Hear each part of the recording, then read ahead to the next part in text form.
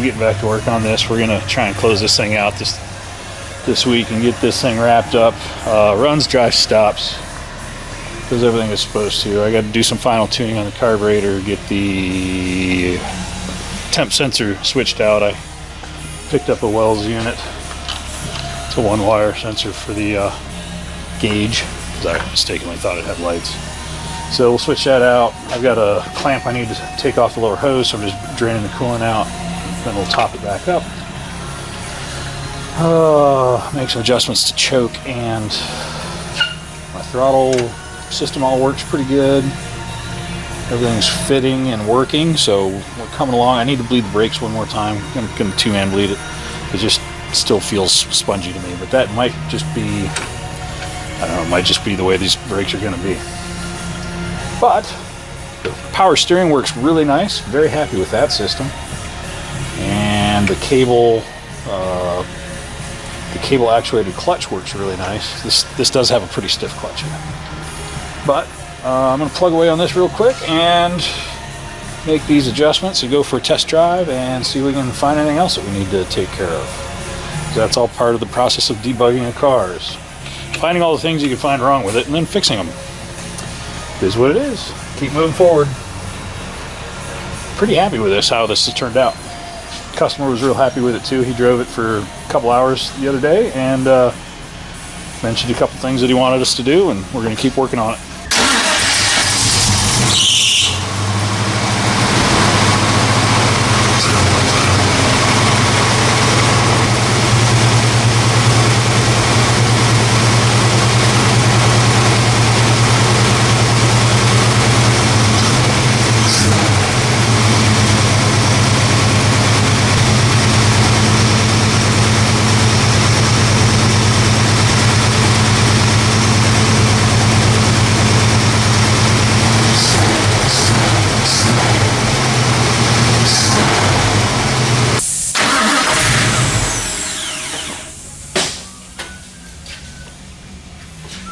One of my plug wires fell off. I didn't realize it. That makes them run kind of funny when they're... I've seen that happen. You put the dielectric gel in it and get it down there, and it's got pressure under.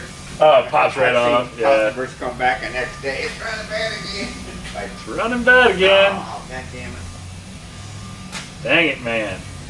Let's turn my idle back up. What do I do with my screwdriver? I don't know. Oh, there it is. It's in my pocket.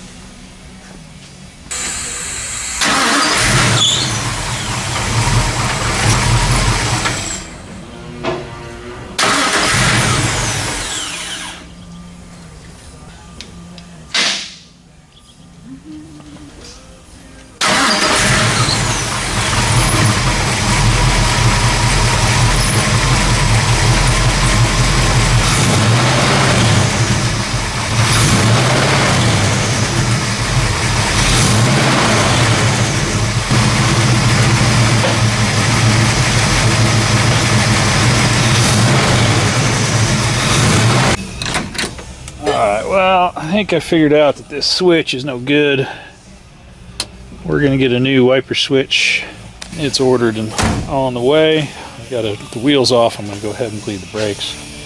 And then we'll keep moving forward, get this thing into its own garage where it can reside and be enjoyed by the owner, which will be soon. I think I've got the carburetor tuned where I want it. So you siphon some old fluid out of the master because it's a little gross. It was completely empty when I started, but it changed colors. It's a little brown, so I'm going to suck out what's in there, put in fresh fluid, and then bleed all four until I have clean fluid at all four corners. And put the wheels back on, go for test drive. It's been raining all day today. Might not be able to test drive it today, but it'll be a couple days before that switch gets here.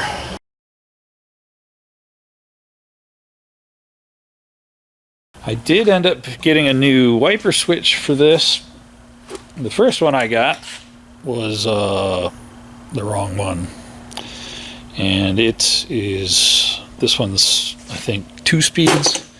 But apparently the Carroll Shelby cars were base stripper cars and had a very analog switch. It's either on or it's off. And that was a bit of a challenge to find one of those switches that was correct, but ultimately I did.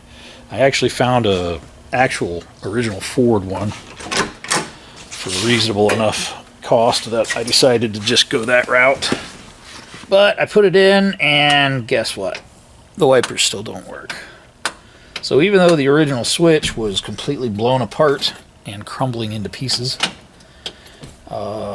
that's not our entire problem. So I'm gonna have to do some electrical diag, figure out why our wipers are not working, because we got to have working wipers. Well, my days are never easy. I was driving the 65 Mustang GT350 yesterday for one last test drive to return to the customer, and a semi apparently decided to, with load shift on the transfer ramp from 33 East to 270 North, and so they shut down the ramp. I'm clutching in this thing to slow down, and my foot goes to the floor. I hear a pop and a tink, tink, tink, and I'm like, oh.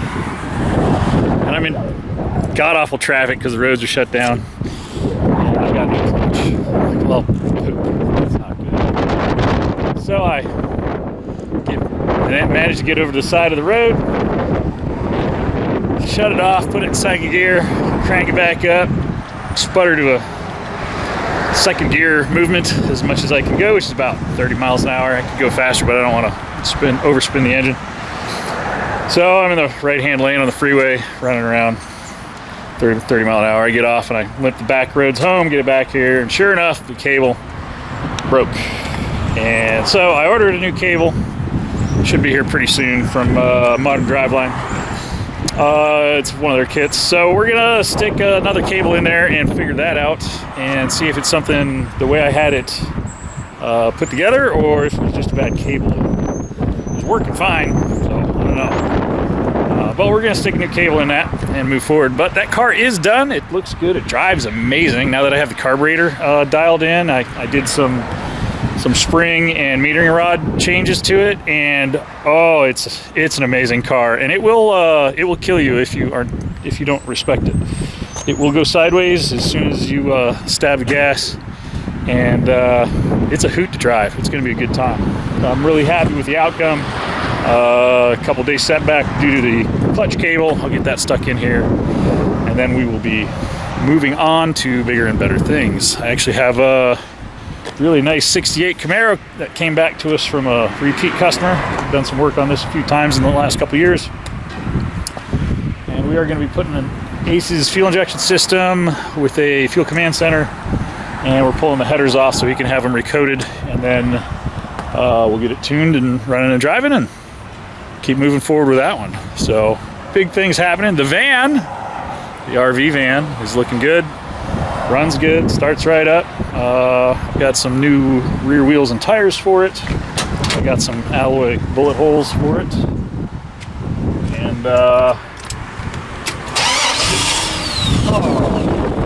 that. Not bad. Not bad at all. Still tuning. Still getting things dialed in. I did get the cruise control set up on this. One of the things I liked about this van when I bought it was that it has factory installed cruise control. And I went ahead and installed that onto the new powertrain, which is the same as the old powertrain, just newer and better. And I went ahead and used the factory bracket. Got the pod on there. I need to make a support brace. As you can see. Oh, I flooded it. That's a bummer. That's that idle tip-in transfer I need to make some adjustments to. Hang on a second, I got a clear flood for that. So clear flood is foot to the floor. Good actuation. I've got full throttle and my cruise doesn't affect it. And this is gonna go boom, but you gotta get the fuel out of it.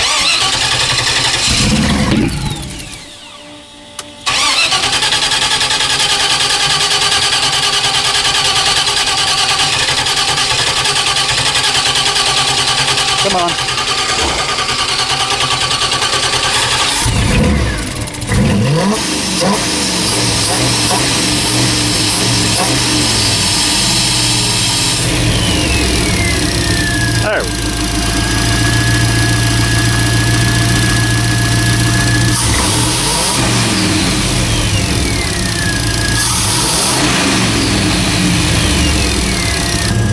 a tuning adjustment. We are going to make some changes to the tuning to solve that problem, and then we'll move forward.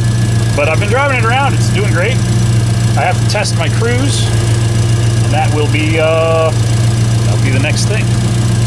Making headway and having fun doing it.